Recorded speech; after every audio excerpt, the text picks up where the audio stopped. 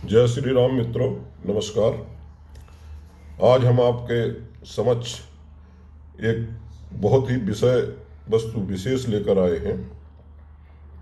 क्या है कि शादी के पहले सभी युवक युवतियों के बारे में ये जिज्ञासा रहती है, जैसे अरेंज मैरिज होती है या कोई भी लव मैरिज भी हो रही हो या जैसी भी हो रही हो, तो ये जिज्ञासा जरूर रहती है कि हमारा जो संबंध हो रहा है वो उसमें हम लोगों के परिवारों की कैसी बनेगी।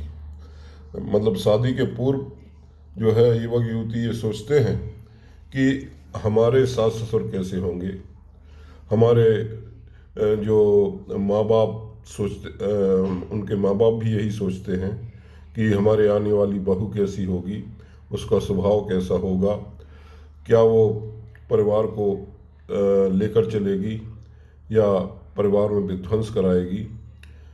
और हमारे पास आधुनिक युग में, इसी आधुनिक युग में चूँकि ये भोग के कारण व्यक्ति बहुत ही स्वार्थी हो चुका है, ऐसे में आजकल बच्चे बहुत कम संस्कारिक हो रहे हैं और बहुत कम बहुएं संस्कारिक मिल रही हैं, असंस्कारिक मिल रही हैं।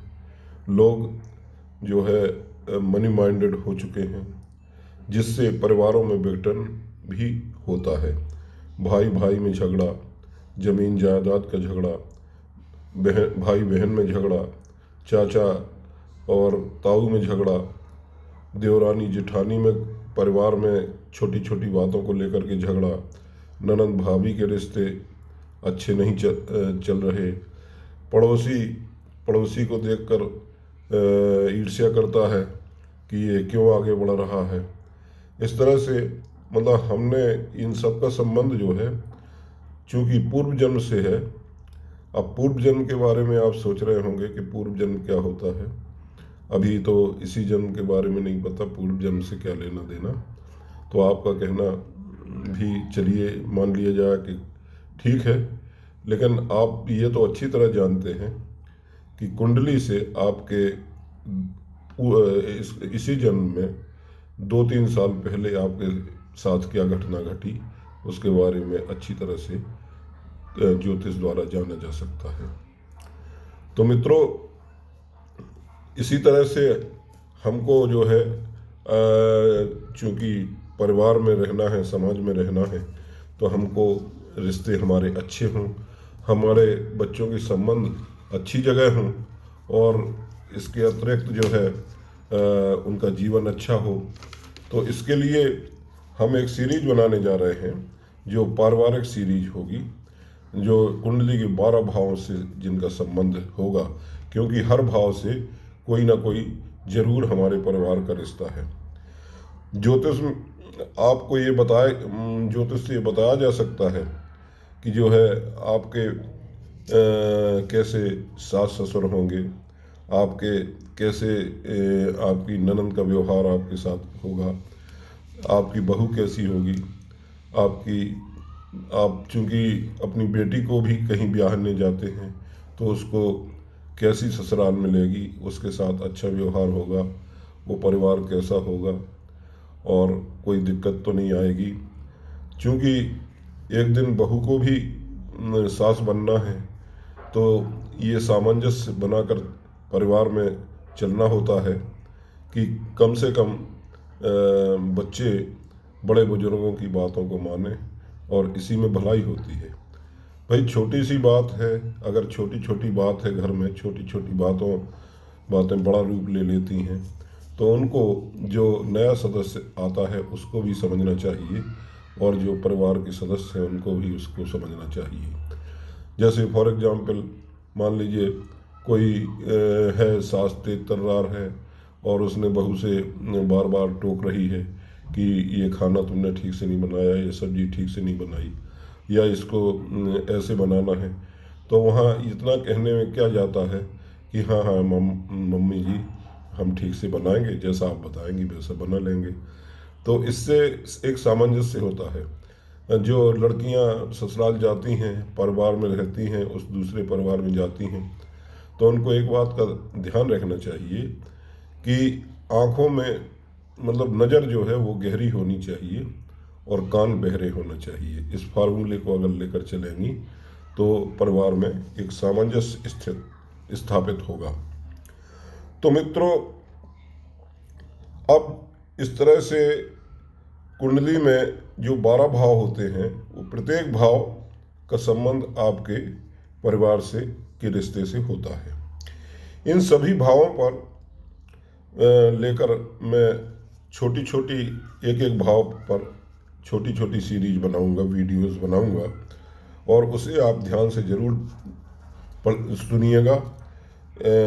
और उसमें जो है जो क्या किस भाव में कौन सा रिश्ता छिपा हुआ है, उस भाव में कौन सी राशि है, उस रिश्ते पर किस ग्रह की शुभ दृष्टि या किस ग्रह की कुदृष्टि पड़ रही है, ये सब भाव निकाल करके आपको बताया जाएगा।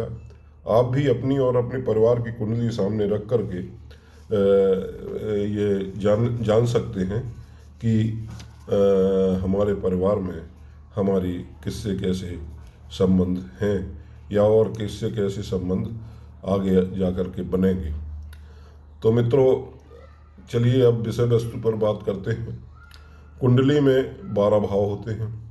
प्रथम भाव क्या है? प्रथम भाव आप स्वयं हैं, आपका व्यक्तित्व है, आपका स्वभाव है, आपका साहस है। इसके अतिरिक्त आपके अलावा प्रथम भाव से दादी और नानी को भी देखा जाता है। आपकी दादी कैसी हैं, आपकी नानी कैसी हैं, ये सब आपके लग्न भाव से या प्रथम भाव से पता किया जा सकता है। उसमें बैठे ग्रह, उन पर पड़ती हुई दृष्टि, और वो किस स्थिति में बैठे हुए हैं, मित्र के घर में बैठे हैं या शत्रु के साथ बैठे हैं, इन सब भावों से हम इन चीज़ों को निकाल सकते हैं कि हमारे परिवार में जो इस भाव से संबंधित रिश्ता है वो कैसा होगा। इसी तरह से द्वितीय भाव से हम बड़े मामा, बड़ी मामी और मौसी को देखते हैं। तो हमारे बड़े मामा का स्वभाव कैसा है, ये हम अच्छी तरह से जान सकते हैं। हमारी मौसी का व्यवहार हमारे प्रति कैसा है, ये जाना जा सकता है। तृतीय भाव से छोटे भाई और बहन, इसके अलावा पड़ोसी के बारे में भी जाना जा सकता है। पड़ोसी से हमारे कैसे रिश्ते हैं, या पड़ोसी हमारे प्रति क्या सोचता है, और हमारे छोटे भाई बहन से हमारा कैसा संबंध है। छोटे भाई बहन हमको भी चाहते हैं अथवा नहीं चाहते हैं। चतुर्थ भाव माता का होता है और ससुर का भी होता है। मित्र बंधुओं को भी इस भाव से देखा जाता है, और नेताओं के लिए जनता का भी यही भाव है। तो मित्रों, अगर किसी के चतुर्थ भाव में बहुत अच्छे शुभ ग्रह बैठे हैं और उन पर दृष्टि भी बहुत अच्छे शुभ ग्रहों की पड़ रही है, तो नेताओं के लिए जनता का भाव बहुत अच्छा होगा और वो विजयी होंगे, अपने लक्ष्य को प्राप्त करेंगे। इसके अतिरिक्त जो पंचम भाव है वो संतान भाव कहलाता है। उस संतान भाव के अलावा उसमें अपने बहनोई को, जीजा जी को और लवर को भी देखा जाता है, प्रेमिका को भी देखा जाता है पंचम भाव से। षष्ठ भाव है जो षष्ठम भाव है, उससे छोटे मामा, छोटी मामी और सौतेली माँ और छोटी मौसी और शत्रुओं के बारे में भी विचार किया जाता है। सप्तम भाव से पति या पत्नी का भाव है ये। इसमें कैसा पति का स्वभाव होगा, पत्नी का स्वभाव कैसा होगा, तेज होगी या गुणवान होगी, इस तरह से। इसके अलावा भतीजा भतीजी को भी देखा जाता है कि हमारा भतीजा कैसा होगा, भतीजी कैसी होगी, उसका स्वभाव कैसा होगा। इसके साथ साथ और अपने बिजनेस पार्टनर को भी देखा जाता है कि हम अगर कोई व्यापार पार्टनरशिप में करते हैं तो हमारे व्यापार में हमारा पार्टनर हमारा कितना सहयोग करेगा या सहयोग करेगा।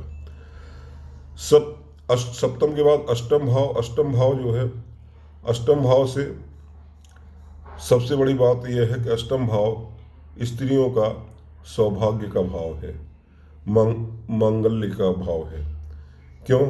क्योंकि सप्तम से अष्टम दूसरा भाव है और कुंडली में पहले से दूसरा भाव वो धन का भाव होता है, कुटुंब का भाव होता है। तो इस तरह से वो स्त्रियों के लिए मांगल्य का भाव है, क्योंकि सप्तम भाव से उनकी शादी होती है। सप्तम से दूसरा भाव अष्टम, वो वहाँ से उनका सौभाग्य देखा जाता है। उनको ससुराल में कैसी संपत्ति, धन संपदा मिलेगी, कैसा रहन सहन होगा, ये सब हम अष्टम भाव से देखते हैं। अष्टम भाव से मृत्यु का भी विचार होता है और मृत व्यक्ति का धन भी अष्टम भाव से ही प्राप्त होता है। नवम भाव जो है भाग्य भाव भी इसको कहा गया है। ये भाव गुरु, इस भाव से गुरु को देखते हैं, आचार्य को देखते हैं और गुरु आचार्य के अतिरिक्त जो है पिता को भी देखते हैं नवम भाव से, और धर्म को भी देखते हैं नवम भाव से। साला साली और भावज यानी भाई की पत्नी और जीजा को भी देखा जाता है। इस तरह से नवम भाव से हम ये सब विचार करते हैं। बेटे बेटी की संतान यानी कि नाती और नातनों को भी इसी भाव से देखते हैं। दसम भाव जो है उससे हम अब पिता का सुख देखते हैं, पितृ सुख को देखते हैं। इसके अतिरिक्त जो है दसम भाव से सास को भी देखा जाता है, यानी पति या पत्नी की माँ को भी देखा जाता है कि उसका स्वभाव कैसा होगा। और हम दसम भाव चूँकि कर्म का भाव है तो अपने अधिकारियों को, जो हमसे ऊपर अधिकारी हैं, हमारे बॉस हैं, उनके बारे में भी पता किया जा सकता है। एकादश भाव बड़े भाई का है, दामाद का है और पुत्र वधू का है, यानी पुत्र वधू कैसी मिलेगी, बहू कैसी होगी, ये एकादश भाव से में बैठे ग्रहों से पता किया जा सकता है।